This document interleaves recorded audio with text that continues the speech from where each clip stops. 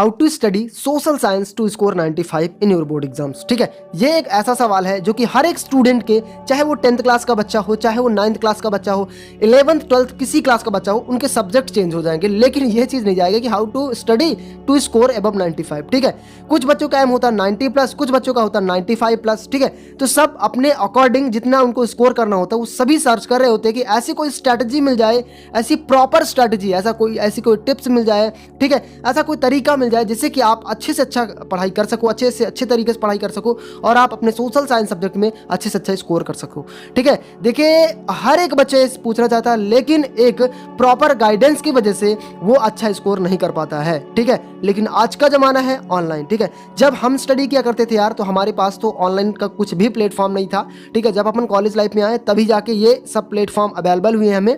ठीक है, तब उस टाइम पे हम केवल उतना ही पढ़ते थे जितना एक टीचर बता देता था। ठीक है, एक टीचर बता देता है, ये नहीं पता होता था, ऑप्शन ही नहीं होता था कि ये मेथड जो है हमारे लिए टफ है या हमारे लिए इजी है, डजंट मैटर, कुछ किसी से मतलब नहीं है, हमारे पास ऑप्शन ही नहीं रहता था। आज आपके पास बहुत सारे ऑप्शन है। आज मेरा तरीका देखोगे आपको अच्छा नहीं लगेगा, किसी दूसरे चैनल वाले का तरीका देखोगे, दूसरा अच्छा नहीं लगेगा, तीसरे चैनल वाले का तरीका देखोगे, आपके पास बहुत सारे ऑप्शन है, इसलिए आप अचीव नहीं कर पा रहे हो, इसलिए तो आप पढ़ाई कर नहीं पा रहे हो। आप मेन प्रॉब्लम यही है। एक बंदे का देखो, एक कोई टीचर है, एक कोई आपको गाइड कर रहा है, एक बंदा, उसको देखो, उसको फॉलो करो। ठीक है, चाहे वो मैं हो सकता हूँ, चाहे कोई दूसरा हो सकता है, ऐसे में आप कंफ्यूज हो जाते हो। देखो अब क्या है, एक यूट्यूब का वीडियो आपने मतलब एक सर्च किया, एक आया, दूसरा आया, तीसरा आया, जिसका थंबनेल, हाँ मैं यही बोल रहा हूँ, जिसका आपको थंबनेल अच्छा लगा उसी में क्लिक किया, अंदर देखा कुछ पता नहीं है कि नहीं, इसके बाद दूसरे में गए, तीसरे में गए, चौथे में गए, आपके पास ऑप्शन है। ठीक है, लेकिन इन चीजों को आप प्रॉपर तरीके से फॉलो नहीं कर पा रहे हो। ठीक है, आज के इस वीडियो में वही बात कर रहा हूँ कि सोशल साइंस में आप अच्छे से अच्छा स्कोर कैसे करोगे,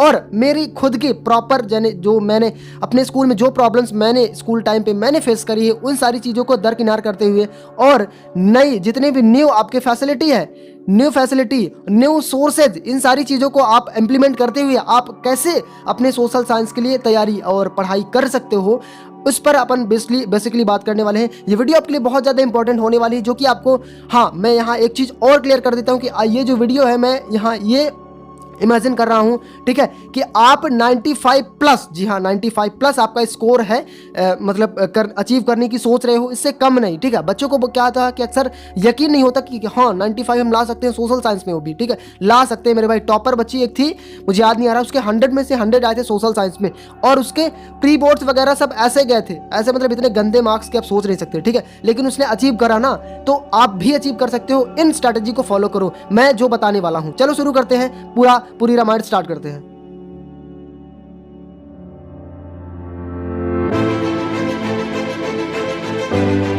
सबसे पहले तो ये मिथ्स अपने माइंड से निकाल लो कि I can't score good marks in SST. ठीक है, एसएसटी को इतना बोरिंग और इतना टफ माना जाता है कि बोलते हैं एसएसटी सोशल साइंस में इतना स्कोर कर ही नहीं सकते यार, मतलब इतना थ्योरिकल सब्जेक्ट होता है ना कि इसमें इसे क्या सोच करके रखा कि इसमें मार्क्स उसी के मिलते हैं जितना बच्चा जितना ज़्यादा भर सके, जितना ज़्यादा लिख सके। ठीक है, ऐसा कुछ भी नहीं है। ठीक है, ऐसा अगर सोचते हो तो तुम गलत राय पर हो, गलत ट्रैक पे हो। ठीक है, तो ये तो पहले मिथ्स निकाल दो कि अच्छे से अच्छा स्कोर नहीं कर सकते। उस बच्ची को देखो, 100 में से 100 मार्क्स, मैं यहाँ फोटो लगा दूंगा, आप देख लेना, नाम भी डाल दूंगा।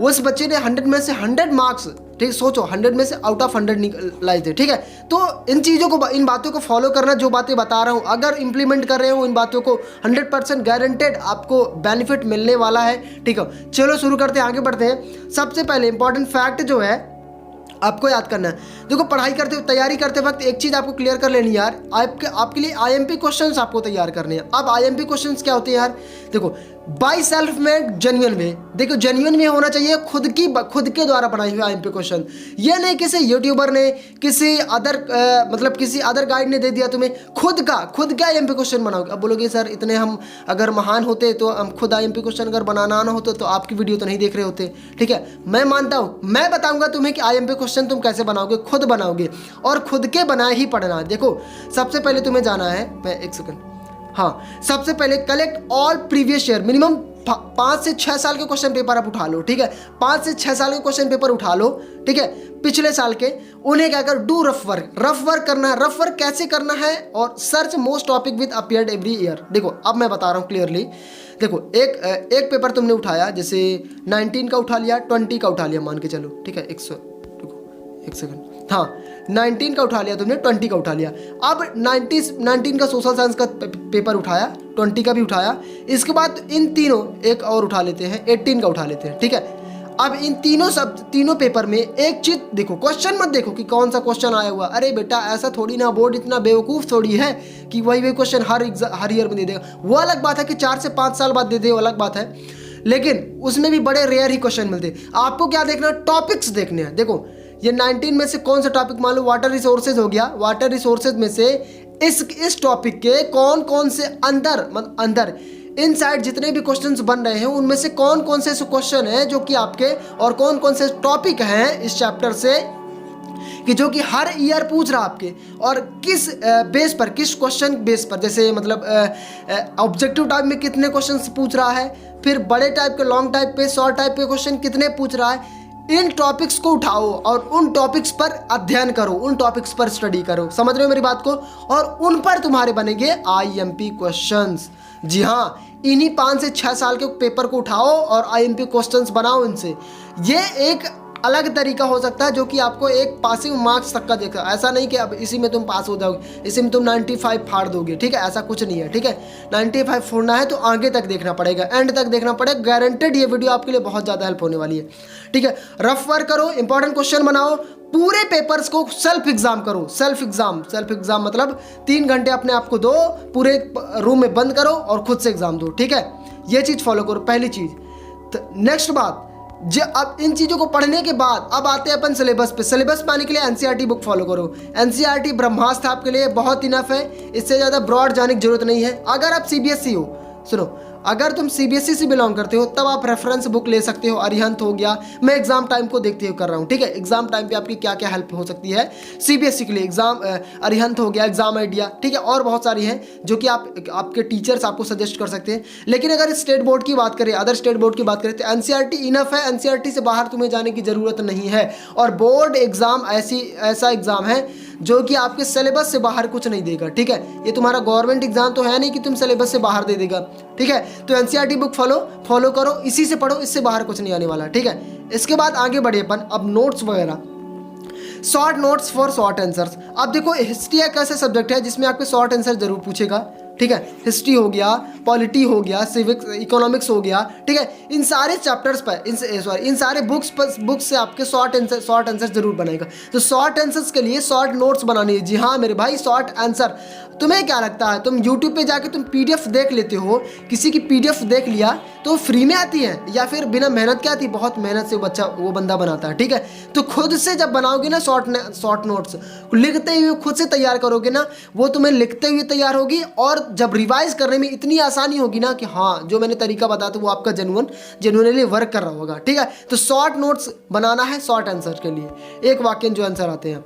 मेक ID नोट्स, ये एक बहुत डिजिटल वे है, ठीक है। अगर आप चाहें तो ये फॉलो कर सकते हैं और ये आपका बहुत ज़्यादा 100% आपकी बहुत ज़्यादा हेल्प करने वाला है। मान लो कोई क्वेश्चन आपने याद किया, याद करने के बाद जब आप उसे आप रिवाइज कर रहे होते हैं, रिवाइज करते वक्त आपको अपने मोबाइल फ़ोन पे आपको रिकॉर्डर ऑन करना है और ऑडियो नोट्स बनानी है। अब ऑडियो नोट्स बनाने के बाद उसे सुनने के बाद आपको एक चीज़ क्लियर होगी कि जहाँ जो चीज़ आपने बोली होगी, ठीक है, जो चीज़ आपने जो लाइन आपने बोली होगी, वहाँ कुछ ऐसे वर्ड्स होंगे जो आपसे मिसिंग होंगे। उन चीज़ों को आप जो तो खुद सुन करके रिकॉल कर सकते हो, दोबारा से रिवाइज कर सकते हो। तो इसमें आपको हेल्प मिलेगी।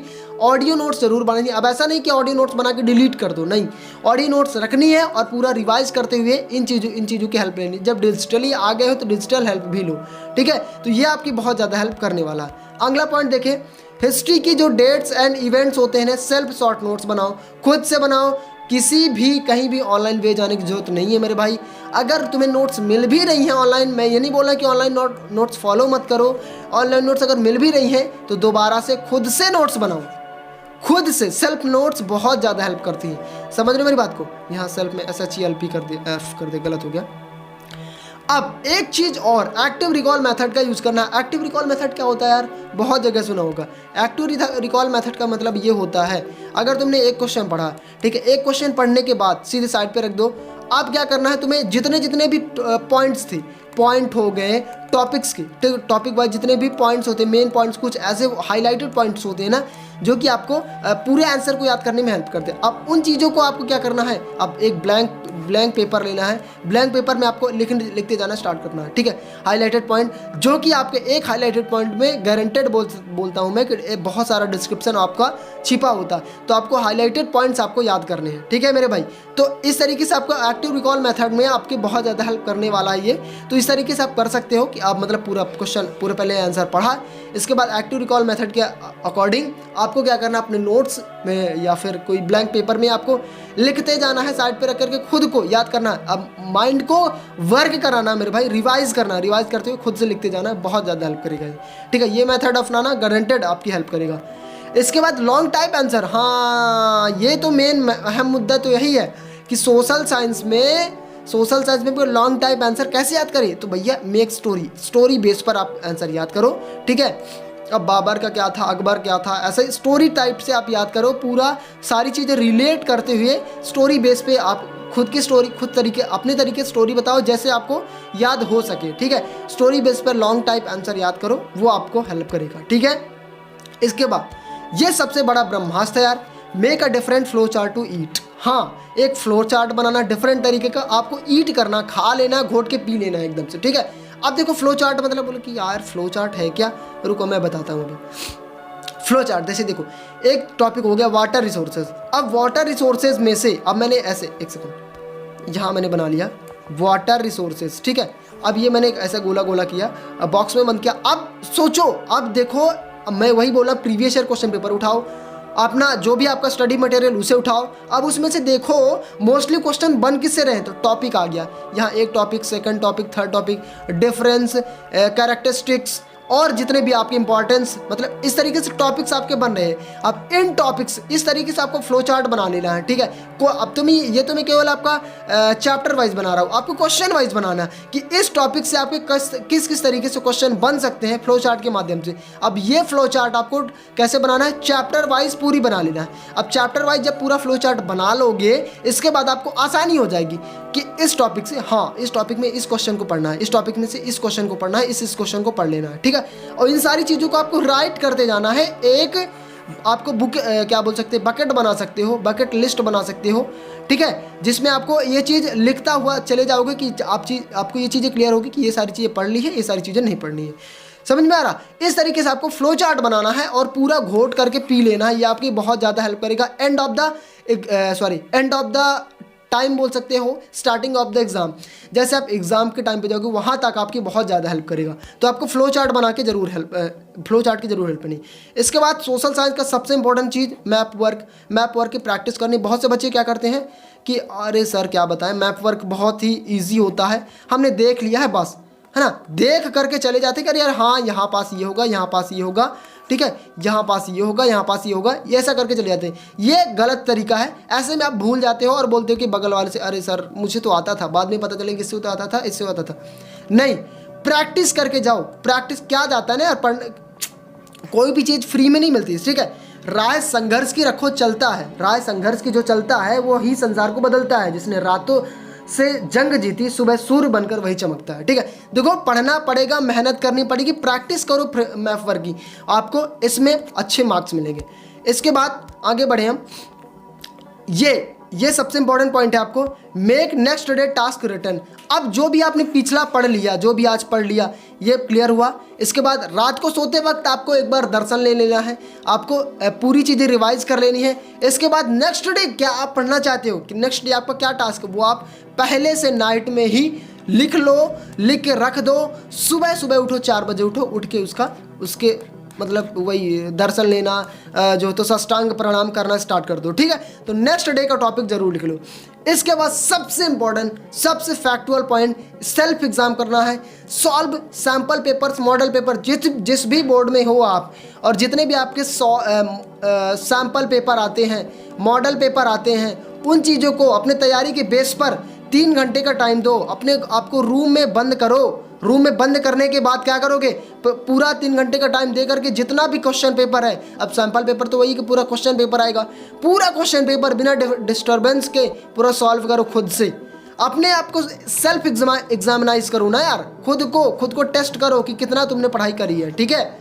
ये सबसे और फाड़ू तरीका है, ये आपकी बहुत ज़्यादा हेल्प करने वाला है। इस तरीके से अपने आप को सेल्फ एग्जामिनाइज करो, सभी पेपर सॉल्व करो, प्रीवियस ईयर क्वेश्चन पेपर उठाओ, एनसीईआरटी बुक फॉलो करो और एक प्रॉपर टाइम टेबल जरूर बताओ अपने स्ट्रेंथ के अनुसार, अपने जैसे स्ट्रेंथ आपकी किस सब्जेक्ट में, किस टॉपिक में आपको कितनी पकड़ है, इसके आधार पर हर सब्जेक्ट के लिए टाइम टेबल जरूर बनाओ। ये मैं हर वीडियो में बताता हूँ आपको, ठीक है। तो प्रॉपर टाइम टेबल के आधार पर ही आप अच्छा स्कोर पर कर पाओगे किसी भी एग्जाम में हो, ठीक है, किसी भी सब्जेक्ट में, ठीक है। सो आई होप कि ये सारी बातें आपको क्लियर हुई होगी यार। इन सारी बातों पर अमल जरूर करना। एक बार मैं फिर से रिवाइज करूंगा, प्रीवियस ईयर के क्वेश्चन पेपर उठाओ, इंपॉर्टेंट क्वेश्चन बनाओ, ठीक है।